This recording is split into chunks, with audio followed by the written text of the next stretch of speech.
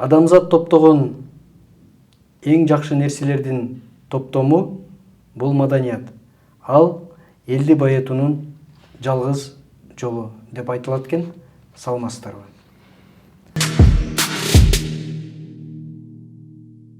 Бүгүнкү көрсөтүүбүздүн коногу бир эле кыргыз элинен эмес,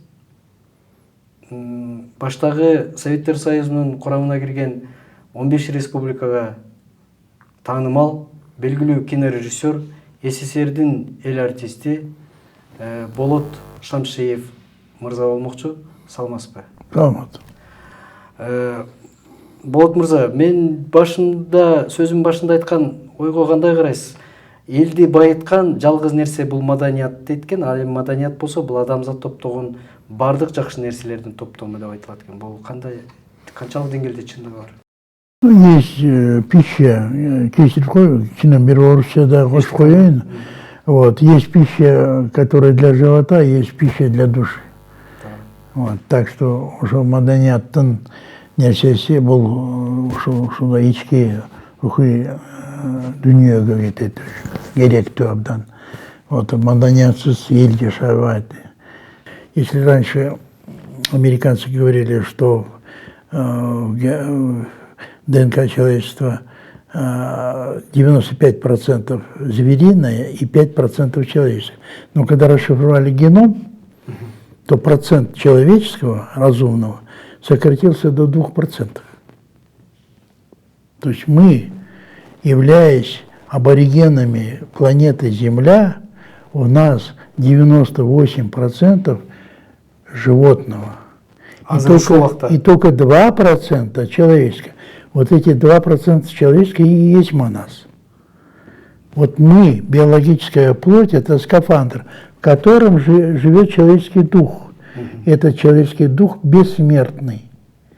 Поэтому я иногда своим собеседникам говорю, если у тебя в душе есть монас, значит ты человек. Если у тебя в душе нету монаса, значит ты скотина. И поэтому кыргызы, являются прямыми потомками Манаса, то есть первого человека на земле, на земном шаре, потому что по эпосу Манас первый от Чирды родился Манас, а остальные 6 представителей человеческого рода, Алты Арам. Алты Арам отказались ему подчиняться, плели интриги и так далее. И вот эта разобщенность, то есть ошибка гуманоидов, создавших человеческую расу на Земле, 7 рас на Земле, совершив ошибку, тем самым породили войны. То есть в нас животное существо, эта агрессивность животного мира в нас настолько сильна, и никак вот эти 2% не могут победить 98%. Поэтому я часто вот нашим депутатам говорю, вот когда вы встаете и раздается гимн, и все прикладывают руку, не надо, как англосаксы прикладывают к сердцу. Дети Манаса должны прикладывать там, где Манас есть, где этот дух Манаса существует в нас. Пока дух Манаса есть в каждом человеке, а мы есть прямые потомки, и поэтому мы код Манаса несем, мы знания Манаса несем, мы дух Манаса передаем и так далее.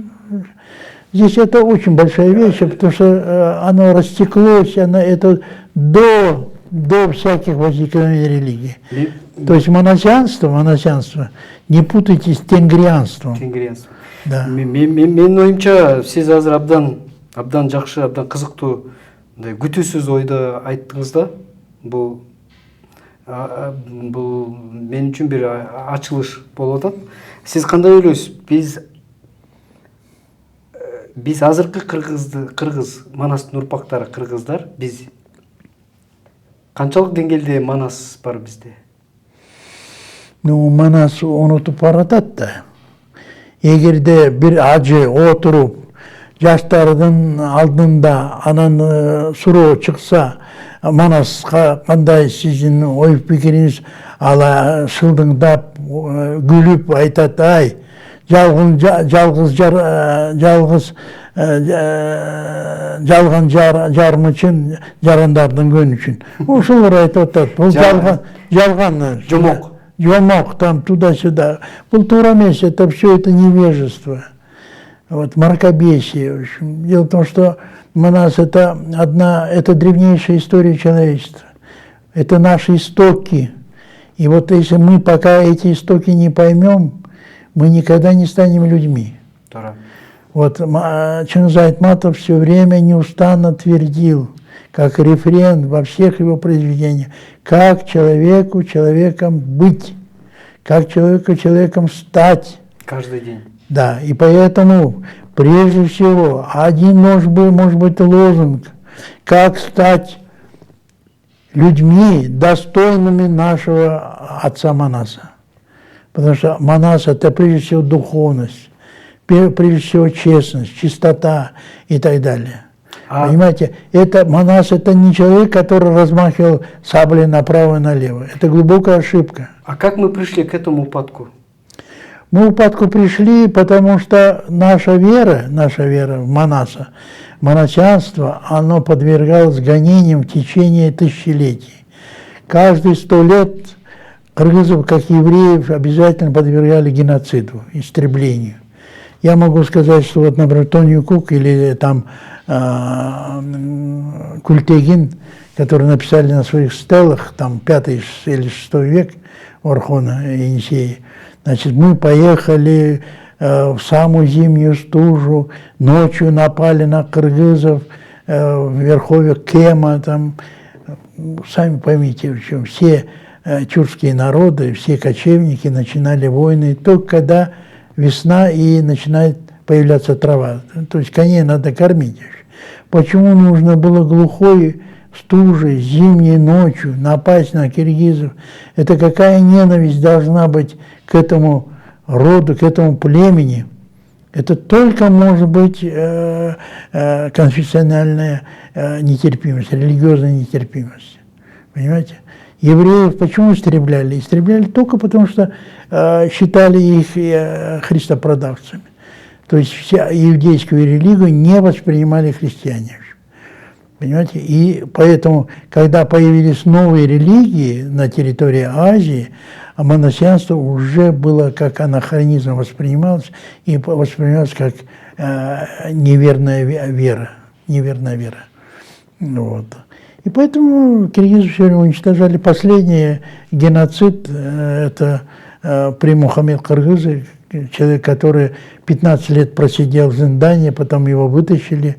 Он собрал всех кыргызов под знамя, помог этим ханам Агалистана, а потом заманили кыргызов туда, в пустыню, где река Манас, город Манас, и разделили, всех уничтожили. Кыргызы бежали.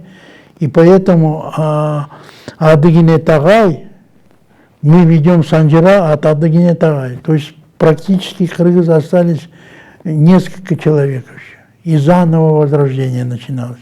Маджмун ат-Таварих повествует, это источник 16 века, где говорится о том, что осталось 2 человека всего лишь от кыргызов.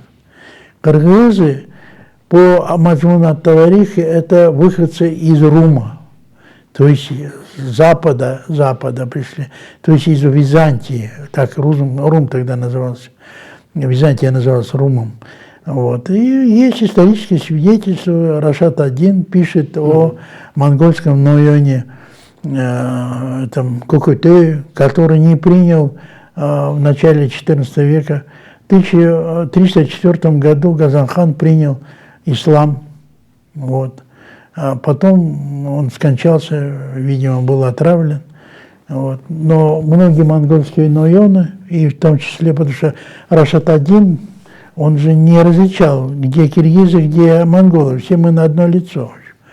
Вот. И Кукутай, вот Рашад I пишет, что он пришел сперва в Ташкент, вот там он, значит, обосновался, а потом перешел на Иссык-Куль. А в Манасе это есть целая глава, посвященная Кукутаю. Что такое Манас? Манас – это, конечно, древнейший первоисточник вообще разумного человечества. Это был такой индолог, Аразбай Ураев, человек, который мне открыл глаза в 1994 году в Ашхабаде, он обратил мое внимание, указал на первую главу эпоса «Манас», записанного Радловым в 1862 году. Это самая первая запись, литературная запись Манас. К сожалению, он не указывает, от какого Манасчи он записал. Но это легко установить, потому что маршрут Радлова известен, где он был, где останавливался. А в этот период кто был? Это Кельдевек, или Балак, или Чойке и так далее. То есть можно установить, но никто этому не нужно. То есть никто у нас серьезным исследованием Манаса не занимается. Понимаете, у нас, знаешь, имитация. Имитация. Сіз 26 жашыңызда тарттыңыз біле, Манасчы Саякбай Каралаев? Жоқ, 24-те. 24 жашыңызда тарттыңыз? 24. Меніңше бұл бірінші пленкаға түшкен Манасчы болуш керек, же ага чейин тартылды белем Манасчылар? Сюжетте болчу, ким Саякбаев. Бирок ошол сюжетти бир кичинекей бир экиле кадрды көргөн болчум. Изилдеп, вот 48 жылы есть радиозапись Саякбая. Ну, конечно. Турсун Нуралиев жазган болуш керек. Я не помню, кто это записывал его, но эта запись, она меня поразила мощной энергетикой. Өзі айтып мен жазғанмын деп. Да, Саякбайдың возможно. Құлағыма да... Турсун Нуралиев, біз Турсун Төкеменен вообще туғанбыз. Да, потому что... Ал киши менимче Ташкентте жетимдер үйүндө чоңойгондо. Нет, он женат был на женщине, которая является одной из сестер моей мамы. Түшүнүктүү. Вот. Поэтому ал бизге баягы куда болуп кетет. Куда болуп келген. Вот. Ну, Токе, в общем, человек, конечно, очень оригинальный. Я его снимал в фильме «Белый пароход». Он там лавочки продает, портфель. Да. Портфель продает. Он замечательно эту роль сыграл. Вот. И, может быть, этот эпизод был бы не так смачный, сочный, если бы не было Турсуна. То есть он дал настрой и старику Асанкулу Кутубаеву, и мальчику этому Нургазы Садыгалиеву. Ну, кишилер уже жашы да келип, биздин азыр аксакалдар болуп калды. Турсун Нуралиев менин агайым болот. Институтта окуп жүргөндө кинорежиссурада звук режиссура боюнча сабак бердилер. Ошон үчүн эстеп азыр ушул айткан сөздөр эсимде да. Саякбай Каралаевдин азыркы ошол биринчи этажда радио үн жазган студия бар. Ошол жерде олтуруп жаздым эле деп. Анан азыр Манас жөнүндө сөз баштап калбадыңызбы? Мен демек башында мен айткан ойго сиз айтып атасыз, бир эле кыргыз эмес, жалпы адамзаттын байлыгы дагы, маданияты дагы бул Манас дегенди айтып атасыз да. Анан дагы бир жакшы ойду айтып атасыз. Ар бир мен сизге сурай берсем, биз эмне үчүн ошону мындай сактап кала албай атабыз? Биздин коомдо азыркы бүгүнкү күндө Манас канчалык деңгээлде биздин көкүрөгүбүздө, жан дүйнөбүздө жашайт десем, сиз айтып атпайсызбы?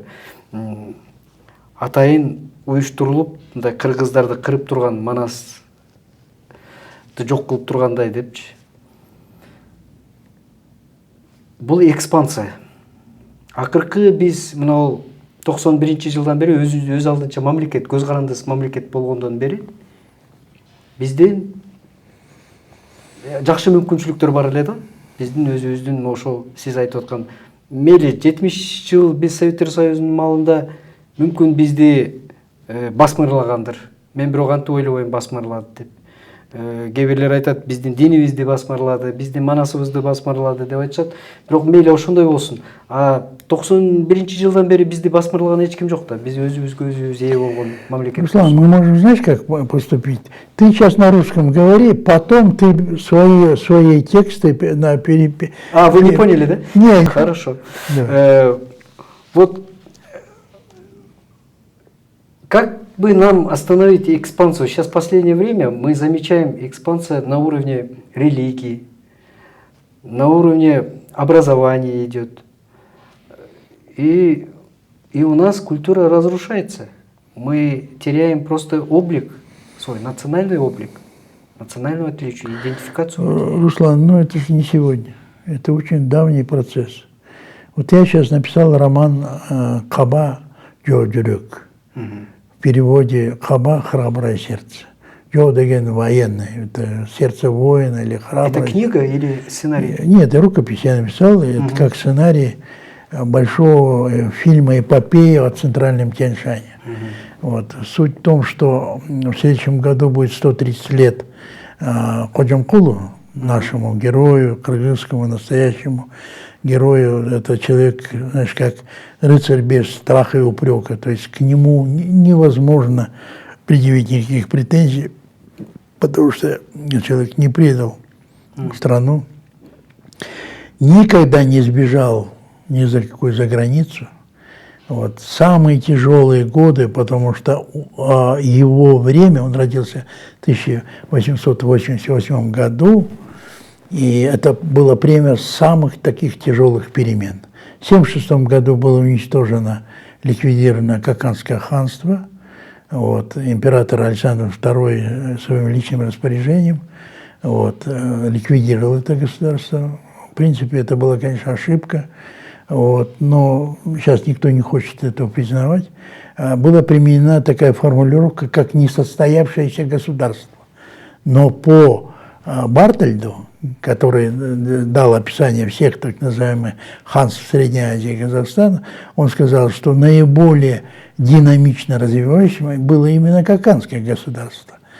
То есть там были все признаки так называемого буржуазного, как говорится, становления, перехода от феодального к буржуазному и так далее. Вот. Ну, не будем здесь углубляться. Я просто хочу сказать, что в 1976 году была уничтожена, в принципе, кыргызская государственность, потому что Каканское ханство представляло собой, там были так называемые курама. Курама – это означает межэтническое интегрированное сообщество того времени. Кыргызы, вот, узбеки, казахи, таджики, все они были представлены. Но самое большое количественно в Каканском ханстве это были, конечно, кыргызы, потому что вся территория современной Киргизии, она входила в состав Каканского ханства. Вот. И южные, значит, рода племена, и северные племена и так далее. Вот. Хотя в советское время какая-то странная произошла, в общем, какая-то такая странная, такая ползучая и непонятная, когда вдруг стали обвинять Каканское ханство, что оно было против киргизов. Потому что это бессмысленность полная. Как это может быть, когда правят этим государством кыргызы сами, Алымбек Датхан, Мусулпи, Алыкул Аталык, Мусульманкул, там, и так далее, и так далее, и так далее, все кыргызские имена, и вдруг они, значит, против киргизов. Ну, это что какая-то полная ахинея. И с этой ахинеей мы, я извиняюсь, все советское время жили, и до сих пор, понимаете, до сих пор пытаются поставить юг и север, в общем. Это, вот это полная глупость. И я верю, что придет время, когда вот это мы все это прекратим. Вот. Неспроста в 1918 году, один год заново был восстановлен Каканское государство. И возглавил это известный такой националист, алашардинец Мустафа Чокай. Почему Мустафа Чокай это сделал?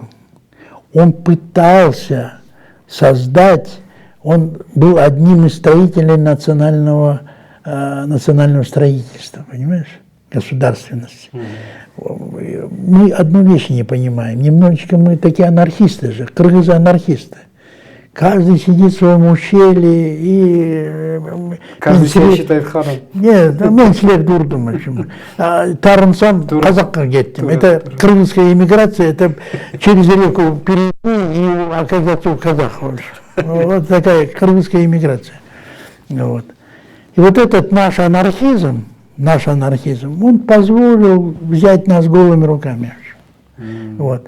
И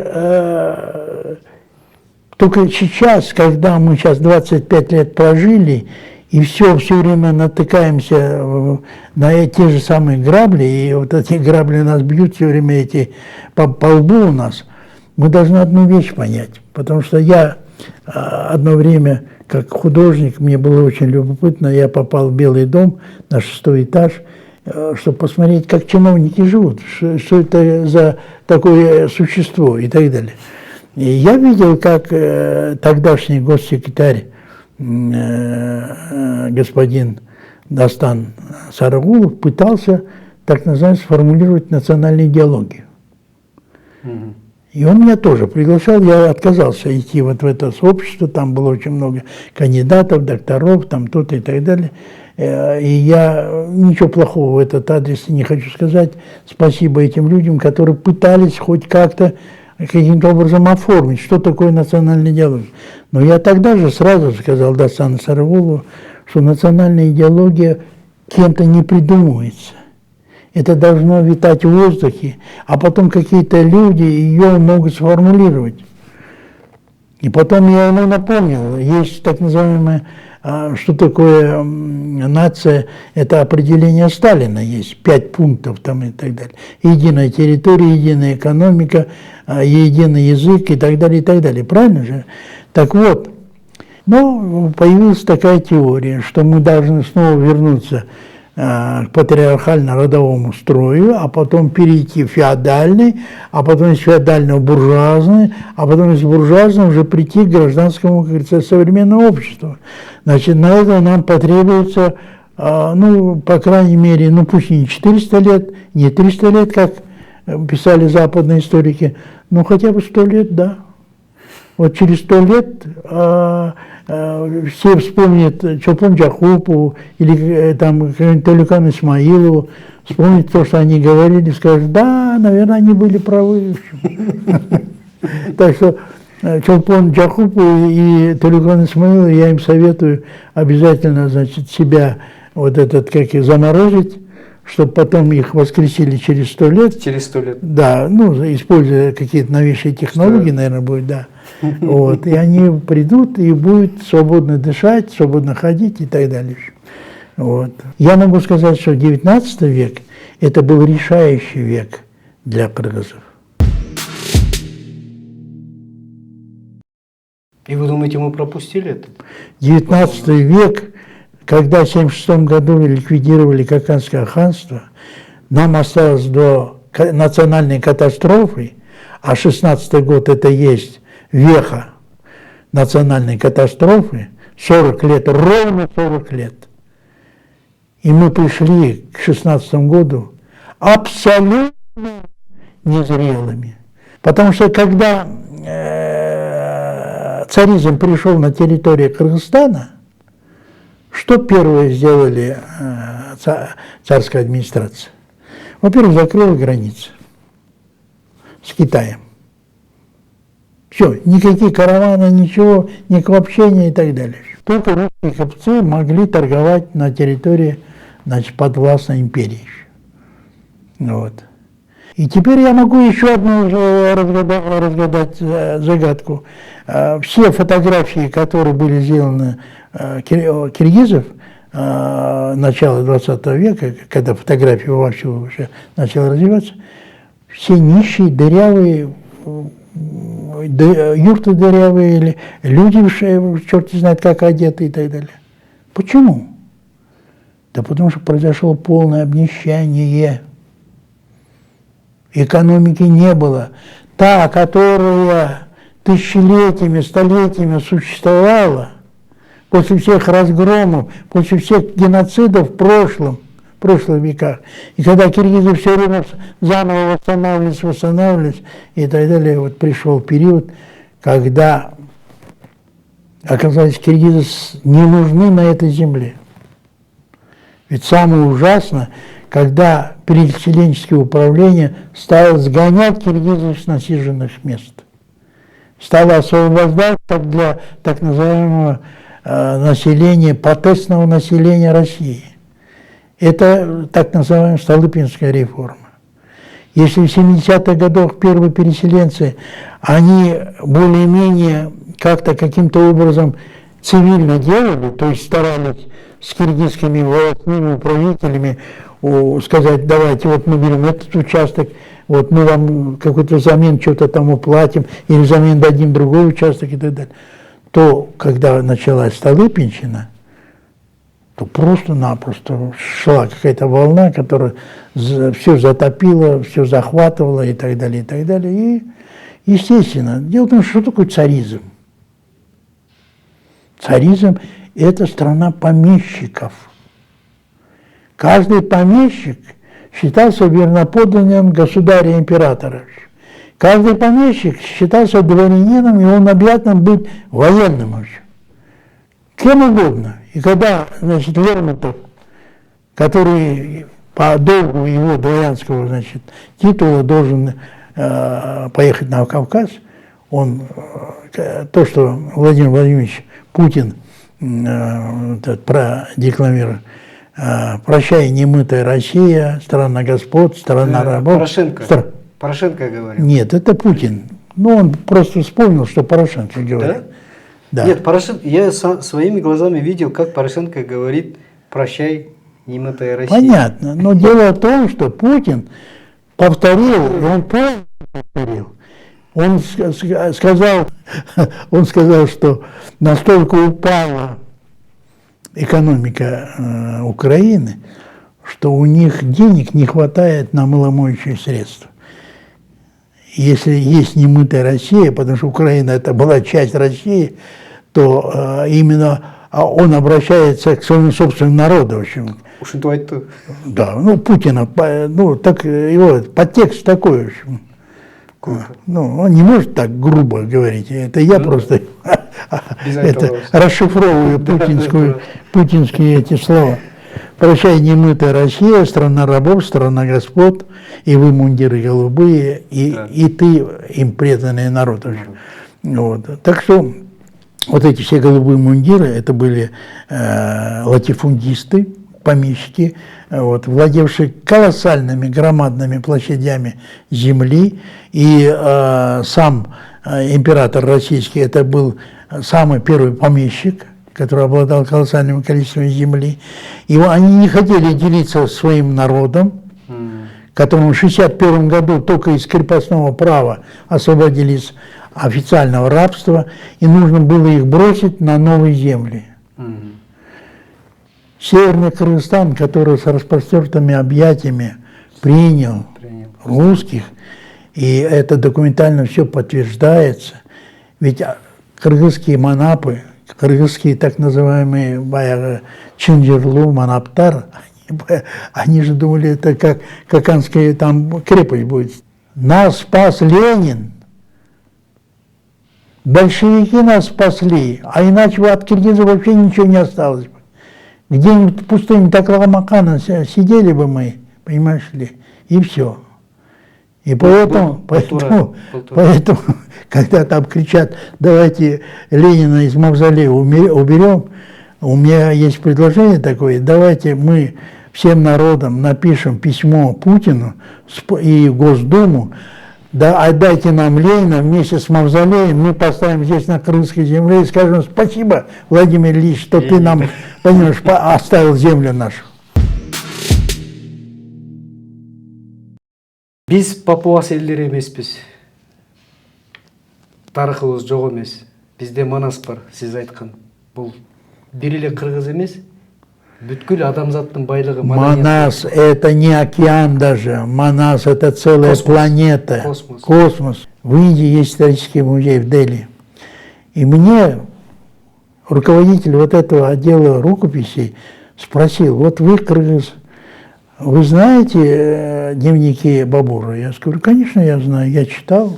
Есть 1958 года издание, которое было переведено на Узбекской академии и так далее. Он говорит, ну дело в том, что когда Узбекская академия переводила Бабура, все упоминания о кыргызах, которые населяли Ферганскую долину, все были они выкинуты, выброшены. Почему вы не закажете отдельный перевод дневников Бабура? То есть Мы занимаемся имитацией, как будто бы, значит, какую-то историю изучаем или что-то там пишем. То есть мы делаем вид, что мы работаем, что мы занимаемся наукой. Мы сейчас, как бы, расплодили столько монашчевич, Джаттаган монашчевич. Ну, слушай, это же несерьезно. Понимаете? У нас только Токма Акындар. Фонд Торбар. Токма Акындар я проверил. Из 32 Токма Акынов только 2 оказалось настоящие Токмы. Я лично специальный тест провел вообще. Ну, слушайте, давайте не заниматься имитацией. Не надо заниматься этим. Давайте по-большому, по-серьезному. 25 лет прошло уже. Мен азыр ушуну айтайын деп атам эле. Бизде Чыңгыз Айтматов деген болгон, Түгөлбай Сыдыкбеков деген болгон, Бибисара Бешина деген. Мына сиздин катарыңыз деле Төлөмүш Океев, мынакей, Садырбаев, мына Кыргыз кино школасы, Кыргыз кино мектеби. Абдан чоң Советтер Союзунан калган Кулишов түптөгөн, Ром түптөгөн, Герасимов. Руслан, ты можешь не спрашивать, я уже понимаю. Я тебе сразу отвечу. Почему мы в таком состоянии? Сейчас я сразу отвечу. Я тебе сразу отвечу. Еще в 1987 году, когда началась перестройка, я уже тогда поднял вопрос и обратился в Министерство культуры с идеей, предложением открыть филиал ГИКа здесь у нас в Бишкеке. Кыргызстанда. А для Казахстана, для Узбекистана, для Таджикистана, Туркмении, то есть для Средней Азии и Казахстана. И я это объяснял, в каком плане, что Бишкек геополитически никому, как говорится, не вступает в никакие распри. Ну, не секрет, мы все прекрасно знаем.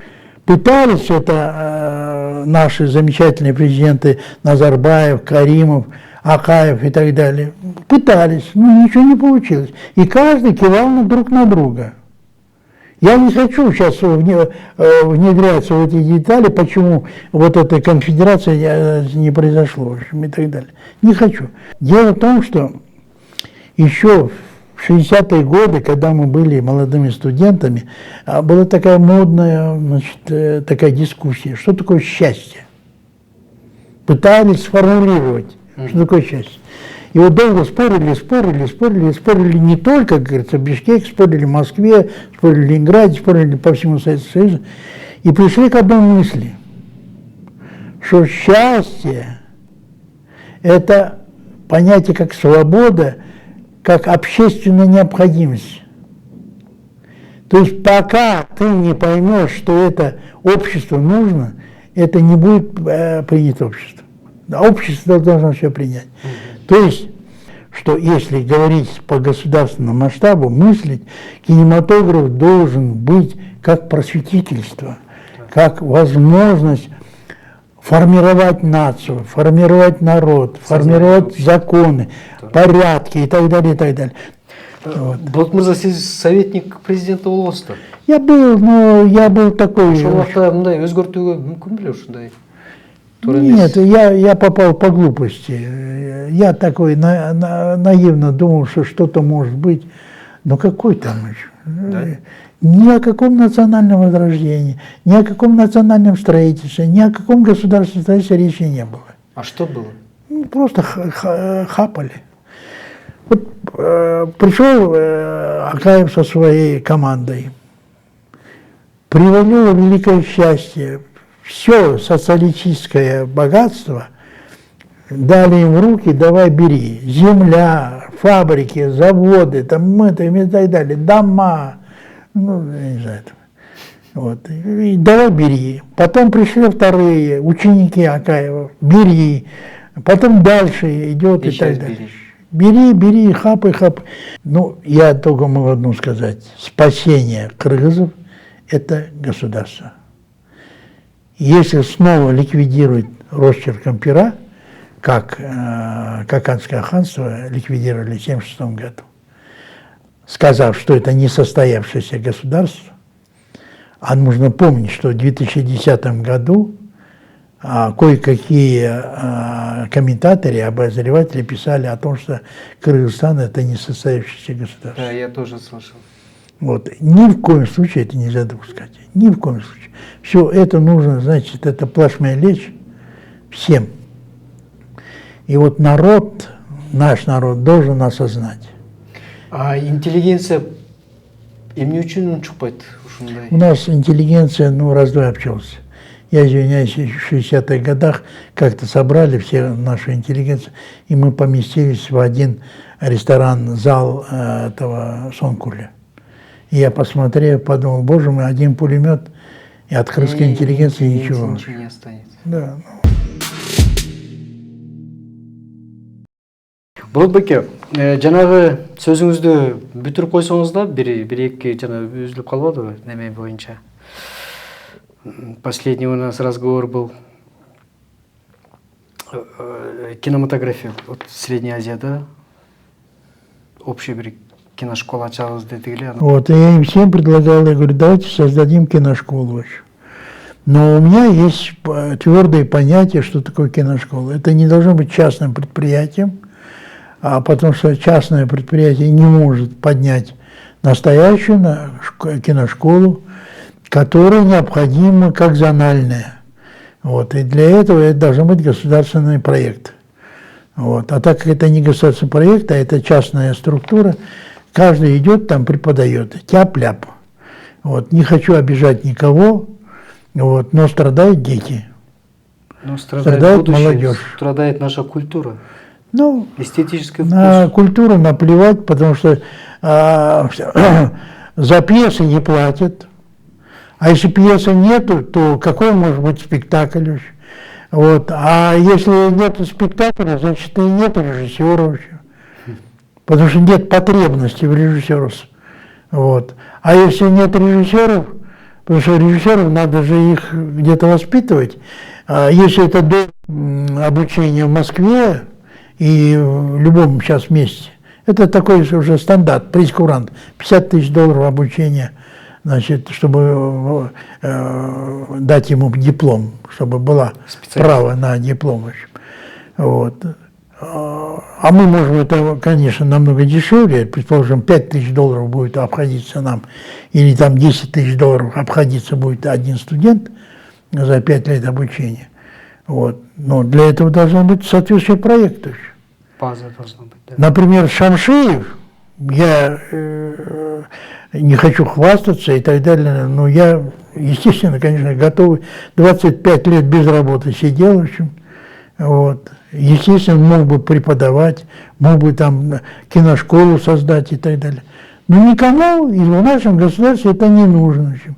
А заниматься халтурой и обманывать ребят, открыв свою частную школу, конечно, на частную школу на фамилию Шамширова пришли бы студенты, в общем.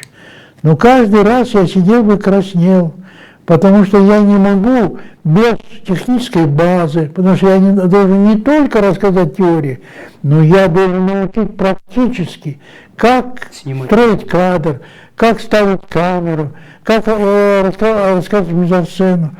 Все наши молодое поколение, они даже слова мизансцены не знают. Да. А кинематограф, кинематографическое искусство и так далее. Но надо же знать философию, надо знать литературу, надо знать историю, понимаешь? И на это каждый должен быть отдельный учитель, отдельный преподаватель. Нам нужен, как говорится, сцена, нам нужен театр свой. Нам отдали бы, например, вот театр юного зрителя, или отдали бы в этом, как говорится, под киношколу на телевидении, вот есть же театр Учур. Да. Там есть сцены и так далее. По-моему, их тоже... Так можно было бы это делать? Можно было. Никому это не нужно. Каждый чиновник говорит, ах, это нужно Шамширов, он хочет красиво жить. Вот пусть он попотеет, побегает. Эми Болот мырза, билинбей атып 1 саат убакыт өтүп кетиптир сүйлөшкөнүбүздөн бери. Сөзүбүздүн башында адамзат элди байыткан жалгыз нерсе бул адамзаттын топтогон эң жакшы нерселердин топтогон бул маданият деп баштадык эле. Чындыгында биз канчалык кедей мамлекет деп өзүбүздү эсептебейлик. Бизде маданият болсо, биз бай бойдон кала беребиз. Себеби бизде манас бар. Анан мен ойлойм, эң чоң байлык Кыргыздын эң чоң байлыгы бул сизге окшогон инсандары. Өкүнүчтүүсү биз ошол байлыгыбыздын баасын билбей атканыбыз да болуп атат. Бул биздин абдан чоң кемчилигибиз. Сиздин убактыңызга карап, ден соолугуңузга карабай келип, оюңуз менен бөлүшкөнүңүзгө абдан чоң ыраазычылык билдиребиз. Менин оюмча, тилек кылам алдыда дагы сиз менен көптөгөн кызыктуу маектерди курабыз деп. Да, давай целую серию сделаем. Вот, останется тебе на память. Рахмат байке.